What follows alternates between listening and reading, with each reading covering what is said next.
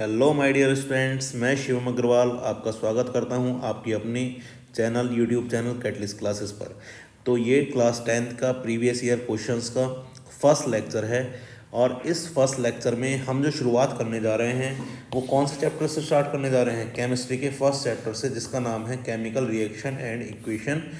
Previous year question हम इसकी शुरुआत करने जा रहे हैं और किसके लिए प्रिपेयर कर रहे हैं? हम 2024 एग्जामिनेशन के लिए प्रिपेयर कर रहे हैं।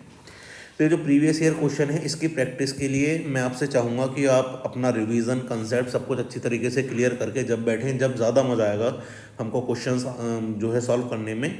और अगर ना भी रिवीजन कर पाएँ तो कोई बात नहीं, बिल्कुल बेसिक से हम क्वेश्चन लगा के चलेंगे, तो एक एक चीज़ आपको समझा के चलेंगे। तो चिंता बिल्कुल नहीं करनी है, ये सीरीज़ बिल्कुल लास्ट तक सारे चैप्टर पूरा करवाएगी आपको एग्ज़ाम से पहले पहले। हो सकता है दिसंबर में हम ये सीरीज़ बिल्कुल कंप्लीट कर लें। इस PDF का लिंक मैं आपको डिस्क्रिप्शन में या कमेंट में पिन कर दूंगा, तो आपको टेलीग्राम चैनल का लिंक मिल जाएगा, वहाँ से आप इस PDF को डाउनलोड कर सकते हैं।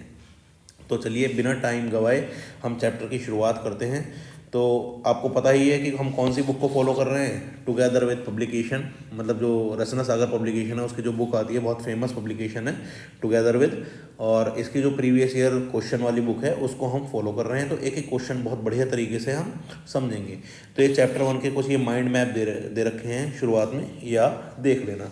तो शुरुआत में जो क्वेश्चन है वो chemical equation and type of chemical reaction topic से क्वेश्चन है और ये है मल्टीपल चॉइस क्वेश्चन। तो फर्स्ट क्वेश्चन हम देख लेते हैं। फर्स्ट क्वेश्चन है आपका MnO2 plus XHCl MnCl gives us MnCl2 plus YH2O plus ZCl2।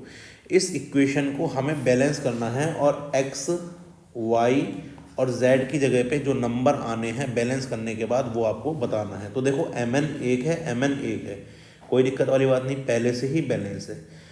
अब देखो इसमें हाइड्रोजन यहाँ पे 1 है, यहाँ पे हाइड्रोजन कितने हैं? 2 हैं। तो यहाँ पे क्या लगा देंगे? 2 लगा देंगे, ठीक है। जब यहाँ पे 2 लगा देंगे तो यहाँ पे हाइड्रोजन कितने हो गए? 2। और यहाँ पे कितने हाइड्रोजन हो गए? 2। क्लोरीन कितने हो गए? 2। क्लोरीन कितने हो गए? 2। बैलेंस हो गया। लेकिन क्लोरीन यहाँ पे 2 हैं, यहाँ पे भी 2 हैं। क्लोरीन कितने हो गए? 4। तो 4 क्लोरीन लगाने, तो यहाँ पे 2 हाइड्रोजन ना लगा के यहाँ पे कितने से मल्टीप्लाई करेंगे? 4 से मल्टीप्लाई करेंगे। तो 4HCl बन गया, जिसकी वजह से 4 हाइड्रोजन हो गए। तो यहाँ पे जो है 4 हाइड्रोजन अगर हो गए तो यहाँ पे भी तो 4 बनाने हैं, 2 पहले से ही। तो यहाँ पे किससे मल्टीप्लाई कर देंगे? 2 से मल्टीप्लाई कर देंगे। तो यहाँ पे जब 2 से मल्टीप्लाई करेंगे तो क्या हो जाएगा? ये 2 ऑक्सीजन हो गए और यहाँ पे भी 2 ऑक्सीजन है और यहाँ पे 1Cl है। तो यहाँ पे 4, यहाँ पे 2 और यहाँ पे 1, इस तरीके से 4 to 1, मतलब ऑप्शन सी इसका करेक्ट ऑप्शन हो गया। उसके बाद the emission of brown fumes in the given experimental setup. तो ये जो ब्राउन फ्यूम्स हैं इसमें ये बताना है ये ब्राउन फ्यूम्स किसकी वजह से आती हैं। देखो thermal decomposition of lead nitrate which produce brown fume of nitrogen dioxide, बिल्कुल सही बात है। किसका थर्मल डिकम्पोजिशन हुआ होगा? लेड नाइट्रेट का। जब लेड नाइट्रेट को हम बर्नर से बर्न कर रहे हैं तो थर्मल मतलब हीट की वजह से ये क्या हो गया? डिकम्पोज हो गया, डिकम्पोजिशन रिएक्शन हो गई और इसने क्या प्रोड्यूस करी? लेड ऑक्साइड की ब्राउन, जो नाइट्रोजन डाइऑक्साइड है, नाइट्रोजन डाइऑक्साइड की ब्राउन फ्यूम इसने प्रोड्यूस करी। तो रिएक्शन क्या हुई होगी? जो ये PbNO3 लेड नाइट्रेट, ये तो है PbNO3 का होल ट्वाइस, इसको जब हम हीट कराएंगे तो क्या बना होगा? PbO lead oxide NO2 plus O2। इस इक्वेशन को बैलेंस कर लेंगे और ये जो ब्राउन फ्यूम्स आई हैं वो किसकी आई हैं? इसकी आई हैं नाइट्रोजन डाइऑक्साइड की। तो ऑप्शन ए आपका करेक्ट ऑप्शन हो जाएगा, बाकी ऑप्शन देखने की ज़रूरत नहीं है। Select the endothermic reaction from the following. भैया एंडोथर्मिक रिएक्शन हमें बतानी है। एंडोथर्मिक रिएक्शन कौन सी होती है? थर्म मतलब हीट, एंडो मतलब एब्जॉर्ब करना। तो जिसमें रिएक्शन में हीट क्या हो रही हो? एब्जॉर्ब हो रही हो, उन रिएक्शन को क्या बोलेंगे? एंडोथर्मिक। और दूसरी कौन सी होती है? एक्सोथर्मिक, जिन रिएक्शन में हीट रिलीज होती है। तो एंडोथर्मिक रिएक्शन भैया decomposition of vegetable matter into compost, क्या ये एंडोथर्मिक रिएक्शन है? नहीं। उसके बाद decomposition of calcium carbonate to form quicklime and carbon dioxide, बिल्कुल सही बात है। डिकम्पोजिशन अगर हम कैल्शियम कार्बोनेट को तोड़ेंगे तो उसमें किसकी ज़रूरत होगी? हीट की ज़रूरत होगी, थर्मल डिकम्पोजिशन हो जाएगा, जिसकी वजह से क्विक लाइम और कार्बन डाइऑक्साइड बनता है। तो बी ऑप्शन आपका बिल्कुल करेक्ट ऑप्शन है। बाकी बर्निंग ऑफ कैंडल भैया एक्सोथर्मिक है, प्रोसेस ऑफ रेस्पिरेशन भी एक्सोथर्मिक है। ठीक है, ये आ जाता है question. Process of respiration exothermic क्यों है क्योंकि जो ग्लूकोज है हमारी बॉडी में वो ऑक्सीजन से रिएक्शन करके क्या होता है, डिकम्पोज हो जाता है, जिसकी वजह से हीट एनर्जी रिलीज होती है, और एनर्जी रिलीज हो रही है, इसका मतलब ये एक्सोथर्मिक है। तो प्रोसेस ऑफ रेस्पिरेशन एक्सोथर्मिक होता है, जबकि कैल्शियम कार्बोनेट को ब्रेक करेंगे हीट के प्रेजेंस में तो वो क्या हो गया, एंडोथर्मिक। बैलेंस केमिकल इक्वेशन, जैसे ऊपर वाली बैलेंस करी थी वैसे ही ये बैलेंस करें, लेकिन किसके बीच में, क्विकलाइम और वाटर के बीच में। तो देखो सभी क्विकलाइम कैल्शियम ऑक्साइड दे रखे हैं, सभी वाटर दे रखे हैं, और क्या बनता है क्विकलाइम और वाटर के बीच में, पहले तो ये देखो कैल्शियम हाइड्रोक्साइड बनता है, जिसका फॉर्मूला क्या होता है, CaOH का होल ट्वाइस। इसका मतलब ये तो नहीं हो सकती क्योंकि यहाँ पे CaOH बनना है, ठीक है, बाकी तीनों में CaOH का होल ट्वाइस बनना है, बिल्कुल सही बात है। और CaOH का होल ट्वाइस जब बनता है, इसके साथ क्या निकलता है, केवल हीट निकलती है, बाकी और कोई तो साइड प्रोडक्ट नहीं निकलता। तो ये H2 गलत निकाल रखा है, H2 गलत निकाल रखा है, O2 गलत निकाल रखा है यहाँ पे। तो केवल एक ही ऑप्शन बचा, ये वाला। बैलेंस देखने की भी ज़रूरत नहीं है, ठीक है।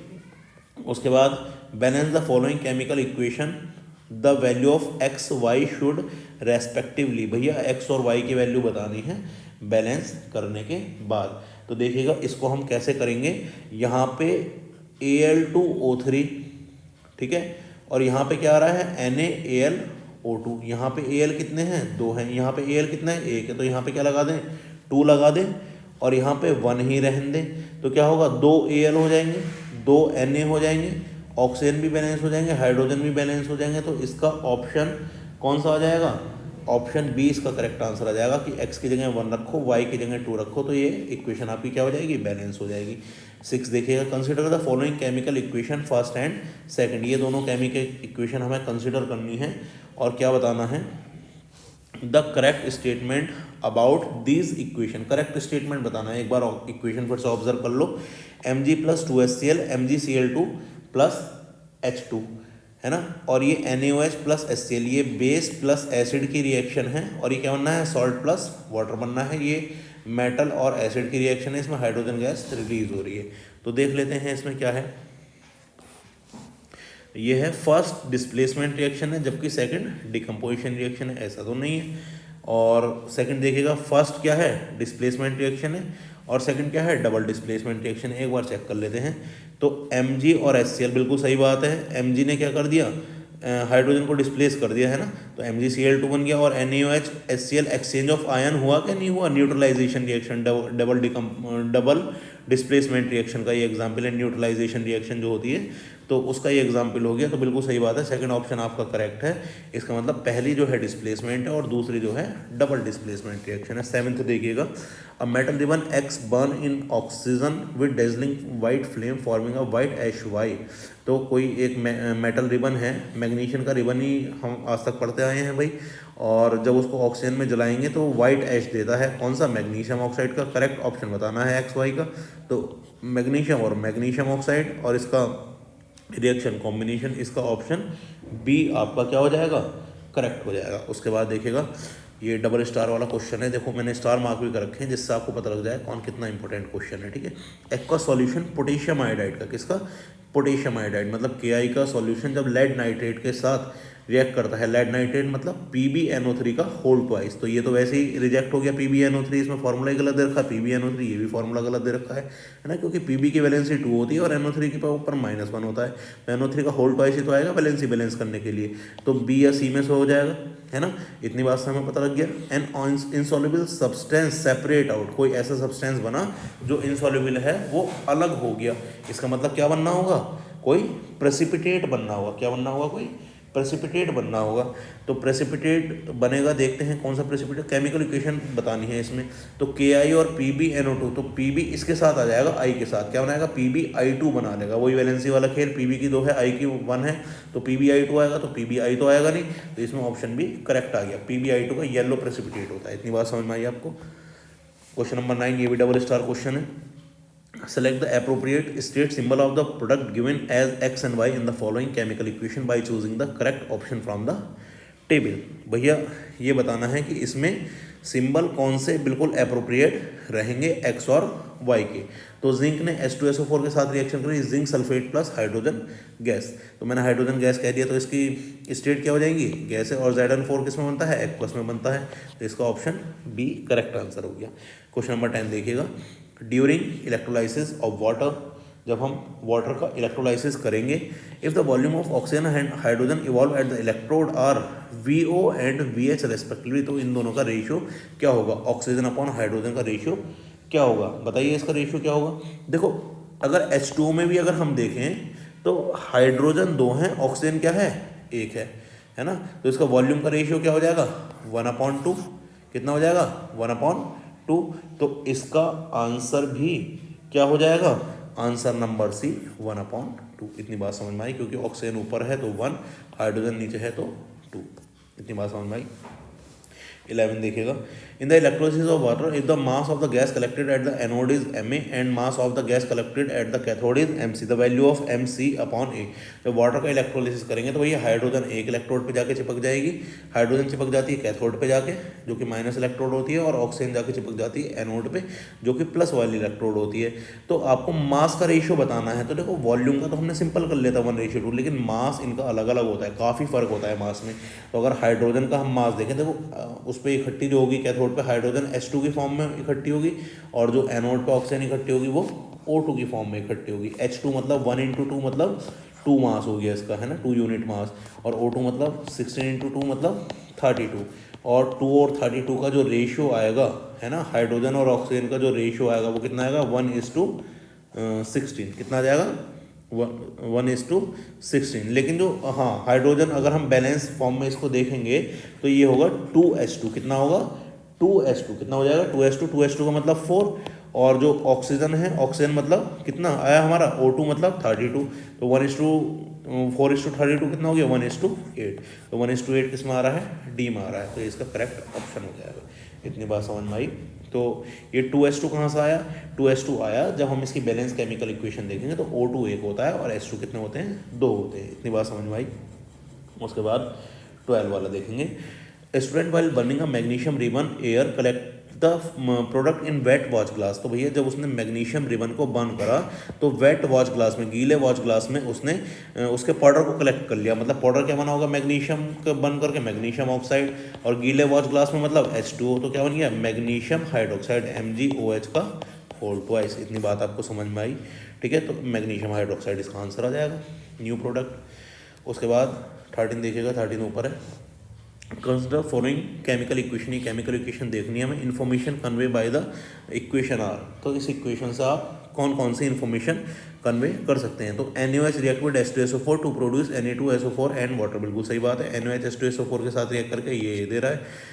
For every 1 molecule of H2SO4, 1 molecule of H2SO4, 2 molecule of NaOH are required, बिल्कुल सही बात है। 2 molecule of NaOH is required, बिल्कुल सही बात है। फर्स्ट एंड सेकंड करेक्ट हो गए।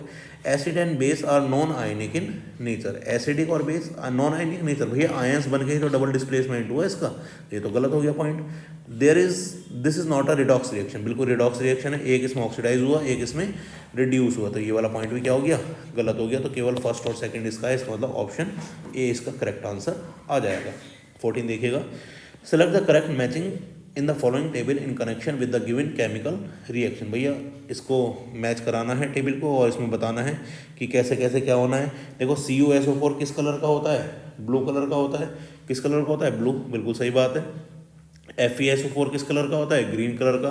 तो ग्रीन कलर किस में आ रहा है, ये तो ग्रीन कलर का होता है या फिर ब्राउनिश कलर का, इसको कह सकते हैं थोड़ा सा, है ना।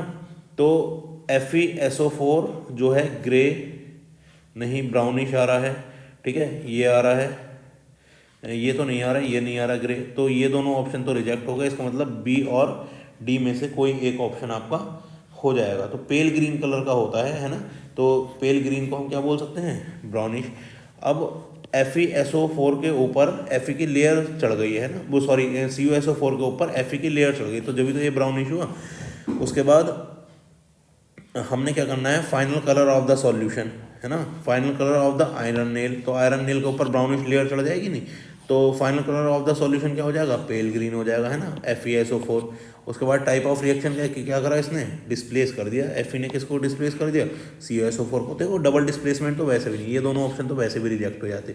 बचा डिस्प्लेसमेंट का आप ब्लू कलर से लगा सकते हैं, अगर इसका FeSO4 का पता भी नहीं है तो ऐसे एलिमिनेट करके भी आप इस टाइप के क्वेश्चंस को अटैम्प्ट कर सकते हैं। उसके बाद 15 देखिएगा, student took sodium sulphate solution in the test tube and added barium chloride solution to it. एक स्टूडेंट ने सोडियम सल्फेट सॉल्यूशन लिया और उसमें बेरियम क्लोराइड का सॉल्यूशन मिला दिया। तो sodium sulphate plus barium chloride, कितना बढ़िया एग्जाम्पल है। बेरियम सल्फेट बन जाएगा कि नहीं बन जाएगा, और बेरियम सल्फेट किस कलर का होता है, वाइट कलर का होता है। तो इसका सी ऑप्शन बिल्कुल करेक्ट ऑप्शन हो गया। ये आपका ग्लूकोज है, ग्लूकोज का ऑक्सीडेशन कराया, कार्बन डाइऑक्साइड वाटर बना। तो ये अभी मैंने बताया किस टाइप की रिएक्शन होती है, एक्सोथर्मिक रिएक्शन। ठीक है, कंबशन ऑफ ग्लूकोज हो गया था ये। It is important to balance the chemical equation to satisfy law of conservation of mass, which of the following statement of law is incorrect. तो भैया केमिकल इक्वेशन जो हम बैलेंस करते हैं वो लॉ ऑफ कंजर्वेशन ऑफ मास को satisfy कराने के लिए करते हैं। तो इसमें से कौन सा स्टेटमेंट इनकरेक्ट हो जाएगा, total mass of the element present in the reactant is equal to total mass of the element present in the product. बिल्कुल सही बात है, एलिमेंट का और एलिमेंट जो होता है उसका टोटल मास रिएक्टेंट में और प्रोडक्ट में बिल्कुल क्या होगा, सेम होगा। बिल्कुल सही बात है। Number of atom remain same आप before and after the chemical reaction, बिल्कुल सही बात है। एटम कोई अपनी तरफ से थोड़े डालते हैं, वो सेम रहते हैं। बैलेंस करेंगे तभी तो।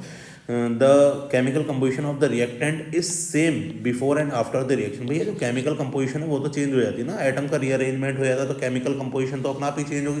पहले कुछ केमिकल सब्सटेंस है, बाद में कुछ केमिकल सब्सटेंस बन जाएगा रिएक्शन के बाद, तो केमिकल कंपोजिशन तो चेंज होगी। ठीक है, तो ऑप्शन सी इनकरेक्ट है, और क्योंकि ये इनकरेक्ट है इसलिए ये क्या है, करेक्ट है, क्योंकि हमसे इनकरेक्ट वाला ही पूछा है। ऑप्शन डी भी नहीं होगा, क्यों, क्योंकि मास नाइदर भी क्रिएटेड नॉर भी डेस्ट्रॉय। ये तो खुद लॉ ऑफ कंजर्वेशन ऑफ मास बिल्कुल सही कह रहा है। ठीक है, तो ये वाला ऑप्शन भी आपका नहीं होगा। क्वेश्चन नंबर 18 देख लेंगे, तो इसका आंसर था सी। 18 देख लेंगे, which of the following reaction is categorized as thermal decomposition. भैया थर्मल डिकम्पोजिशन मैंने शुरू में आपको एक क्वेश्चन कराया था, कैल्शियम कार्बोनेट का थर्मल डिकम्पोजिशन अगर हम कराएंगे तो क्या बनता है, कैल्शियम ऑक्साइड प्लस CO2 बनता है। ठीक है, लेकिन यहाँ पे ये तो देखो AgCl AgBr ये तो फोटोकेमिकल वाले हैं, H2 वाला जो है इलेक्ट्रोलाइसिस वाला है, तो CaCO3 का ही थर्मल डिकम्पोजिशन होता है। लेकिन यहाँ पे देखो इन्होंने कितनी बड़ी मिस्टेक कर रखी है। वैसे ये नामी पब्लिकेशन है और ये यहाँ पे CaCO3 से CaCO3 ही बना रखा है और CO2 गैस रिलीज कर रखी है। इसका ऑप्शन डी है, लेकिन यहाँ पे CaCO3 की जगह क्या बनेगा, CaO बनेगा। और अगर ये इन्होंने सही कर रखी, इसका मतलब इसमें चारों में से कोई सा ऑप्शन नहीं है थर्मल डिकम्पोजिशन का, ये क्वेश्चन ही गलत हो जाएगा। ठीक है, तो CaO होगा यहाँ पे, तो ऑप्शन डी करेक्ट इसका आंसर हो जाएगा। क्वेश्चन नंबर 19 देखिएगा, the pair which will show displacement reaction. Displacement reaction कौन सा पेयर दे देगा भैया, तो जो ज़्यादा रिएक्टिव होगा वही क्या कर सकता है, सामने वाले को डिस्प्लेस कर सकता है। तो देखिएगा NaCl सॉल्यूशन कॉपर मेटल को डिस्प्लेस नहीं कर पाएगा, copper metal is less reactive than Na। AgNO3 का सॉल्यूशन कॉपर मेटल, तो कॉपर मेटल क्या कर देगा, Ag को डिस्प्लेस कर देगा, क्योंकि कॉपर ज़्यादा रिएक्टिव है Ag से, सिल्वर से। बिल्कुल सही बात है, सेकंड वाला हो जाएगा। Al2SO4 का होल थ्राइस मैग्नीशियम मेटल, बिल्कुल सही बात है, एल्यूमिनियम को डिस्प्लेस कर सकता है, लेकिन जिंक को आयरन डिस्प्लेस नहीं कर सकता। तो सेकंड और थर्ड इसके ऑप्शन हो जाएंगे, सेकंड थर्ड मतलब बी ऑप्शन इसका करेक्ट आंसर हो गया। उसके बाद क्वेश्चन नंबर 20 देखिएगा, calcium oxide react vigorously with water to produce slaked lime. जो कैल्शियम ऑक्साइड है वो वाटर के साथ रिएक्ट करके क्या प्रोड्यूस करता है, स्लेक लाइम, CaOH का होल ट्वाइस प्रोड्यूस करता है। ये रिएक्शन क्या होगी, कॉम्बिनेशन रिएक्शन होगी। बिल्कुल सही बात है, कॉम्बिनेशन तो होगी। एक्सोथर्मिक होगी कि नहीं होगी, हाँ भाई, जो कैल्शियम ऑक्साइड है, चूना है, अगर उसमें पानी मिला दो तो क्या हो जाएगा, उसमें बहुत लार्ज अमाउंट ऑफ हीट निकलती है, तो एक्सोथर्मिक भी होगी। जब एक्सोथर्मिक है तो एंडोथर्मिक थोड़ी हो जाएगी। और इसमें कौन सा ऑक्सीजन ऐड हो गई, जो ये ऑक्सीडेशन रिएक्शन होगी, तो इसमें option number D correct answer है, क्योंकि इसमें ए और बी वाले बिल्कुल सही हैं। तो क्वेश्चन नंबर 20 तक हमने कर लिए हैं, और मैं समझता हूँ ये वीडियो ज़्यादा लंबी हो जाएगी आज के लिए। क्वेश्चन नंबर ये पार्ट 1 में क्वेश्चन नंबर 20 तक ही काफ़ी हैं, और बाकी के क्वेश्चन हम नेक्स्ट पार्ट में करेंगे इस तरीके से, बिल्कुल सेम तरीके से और बढ़िया तरीके से। हम ये 4-5 पार्ट में बिल्कुल ये चैप्टर हम बढ़िया तरीके से कंप्लीट कर लेंगे, और घबराना बिल्कुल नहीं है 10th क्लास से। साइंस की चिंता आप मेरे ऊपर छोड़ दीजिए बिल्कुल। आप अगर इस चैनल को फॉलो करते रहे तो दिसंबर तक हम प्रीवियस ईयर क्वेश्चन बिल्कुल कंप्लीट कर लेंगे। उसके बाद सैम्पल क्वेश्चन पेपर और जो जो इम्पोर्टेंट क्वेश्चन है, इन सभी चीज़ों की तैयारी मैं आपको करा दूंगा। बिल्कुल बेफिक्र हो जाइए, बस इस चैनल के साथ आप तैयारी करते रहिए और खूब अच्छे से मेहनत करिए, बहुत बढ़िया तरीके से सीखिए और सीखते रहिएगा। Happy learning. Thank you so much.